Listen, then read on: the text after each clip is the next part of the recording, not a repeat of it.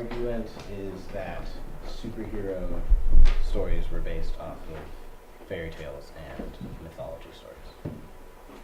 That's dope, dude.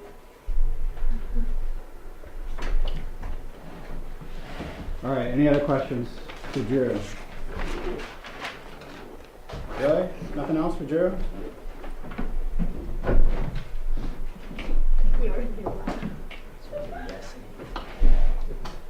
Okay, we had a volunteer to go second. Who is that? Sophie. Oh,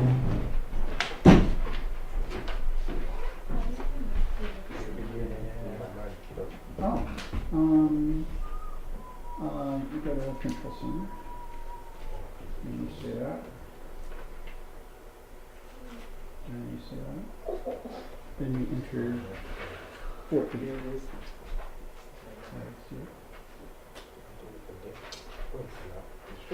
Ka-ching.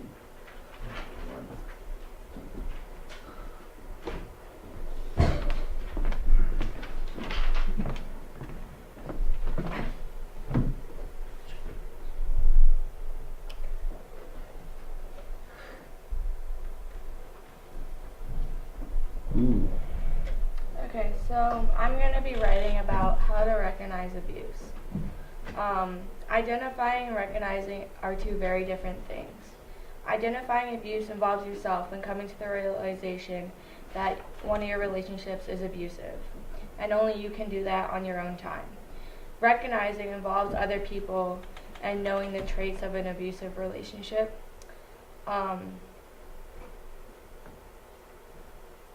There are 6 different forms of abuse. Can anyone name one of them? Physical abuse. Mental. Emotional? Yeah. I think emotional. Sexual? Yeah. Oscar, why do you think about that? One of them is verbal. Verbal abuse is someone calling you harmful names with the intent to hurt you, so saying you're stupid, you're fat, you're ugly. Then there's psychological. And psychological abuse is someone isolating you from others in order for you to stay in a relationship with them. And those are two different things. So an example of psychological is someone saying like, all of this is your fault, like you're the one who made the mistake. So that's the difference between verbal and psychological. Then there's physical abuse is physically harming someone, hitting them, punching them, kicking them. There's sexual abuse is making someone do something sexual with you when they don't want to, or there was no consent. Neglect is not giving someone or a child their basic needs that they need to live. Hate crimes is abuse to a group or an individual based on their religion, sexuality, or race. And those are the 6 different forms of abuse. Why I care about this topic is because I have a past with abuse, and I'm constantly growing to work through it and move past it. And why you should care about abuse is because everyone is susceptible to abuse. So if you're able to recognize when you or someone else is being abused, you can get you or that person some help. Ways to know that you or someone else is being abused is going to therapy, talking to your peers, or coming to the realization yourself that one of your relationships is abusive. That's it.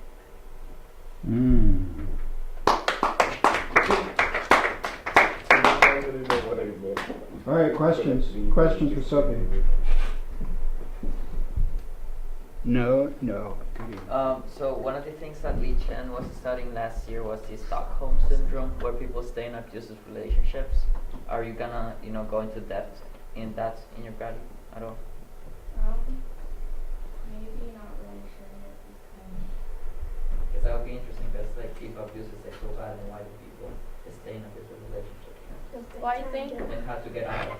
when someone's in an abusive relationship, most of the time, I don't think they notice. Because when I was in one, I didn't notice. And I just kept going back to that person because I was so invested with them and I had so many feelings towards them. So it kind of blocked my thinking and my realization that I was being abused. And if someone walks up to you and is like, hey Goody, this relationship is abusive, on first hand you're not going to be like, oh yeah, you're right, I should just end this. You're going to be like, no it's not, because it's kind of like your emotions towards that person is being blocked by your realization, so you won't really know. Yeah, the Stockholm Syndrome thing is really interesting. In Lee Chen's paper, what he was specifically writing about were situations in which it's pretty clear that you're being abused, right? Like you've been kidnapped or something, right? And but you still like your kidnapping. Just because that's all you know. Well, it's not all you know. But like if you, It's not all you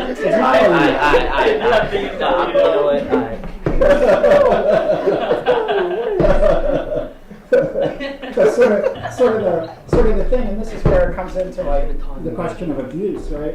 Is like in Stockholm Syndrome, it's like you begin to identify with your abuser, right? It's like your abuser, you mistake your abuser for your protector.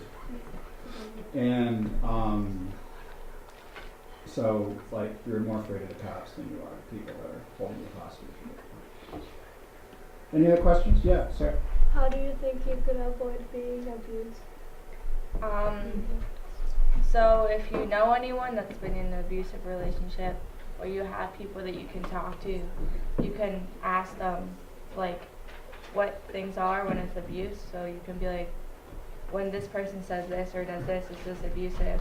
And you can, like, realize ways to get help and realize, like, what some of the traits are to, like, prepare yourself if you ever find yourself in an abusive relationship, so you're able to get out of it or able to get help. Okay, so are you saying there's like only 6 types of abuse? Because I feel like there's more. No. Like, are you just focusing on the particular like main 6, or like? Yeah, there's definitely more than 6, but I'm just gonna focus on like the main ones. So.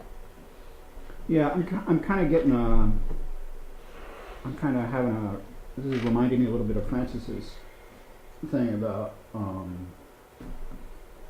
grief and about stages of grief, and about her point was that there really were no stages of grief, that we just sort of invent this thing as a way of talking about it. So maybe it's that way with abuse too. I don't know. Maybe not. Anything else for Sophie? Sweet. Thank you very much.